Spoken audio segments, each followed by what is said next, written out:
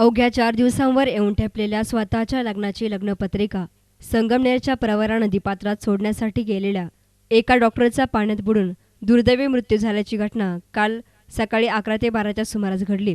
पंकज जालिंदर गडाख, वय वर्ष 28, असं मृत्यू झालेल्या तरुण डॉक्टरचं नाव आहे. याबाबत शहर पोलिसांनी दिलेली माहिती अशी की पंकज गडाख हा तरुण हिवरगाव पावसा येथील राहणारा आहे, पण हल्ली तो संगमनेर येथील साईप्रसाद चौक या ठिकाणी राहत होता. एका खासगी हॉस्पिटलमध्ये डॉक्टर म्हणून तो काम करत होता. येत्या रविवारी म्हणजेच 12 फेब्रुवारी त्याचं लग्न होतं, त्यामुळे घरी शेवतीचा कार्यक्रम चालू होता.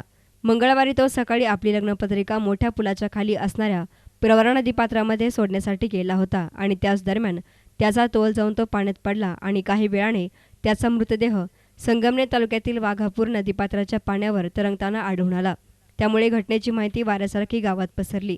काही नागरिकांनी लगेच घटनास्थळी धाव घेतली आणि याबाबत पोलिसांनाही माहिती देण्यात आली.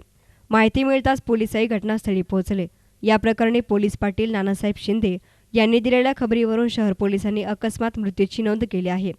तर पुढील तपास पोलीस निरीक्षक गोविंद ओमास यांच्या मार्गदर्शनाखाली पोलीस हेड कॉन्स्टेबल विजय खंडेजोड हे करत आहेत. पंकजचे लग्न अवघ्या 4 दिवसांवर येऊन ठेपले होते आणि त्यात अशी दुर्दैवी घटना घडल्याने कुटुंबावर दुःखाचा डोंगर कोसळला आहे.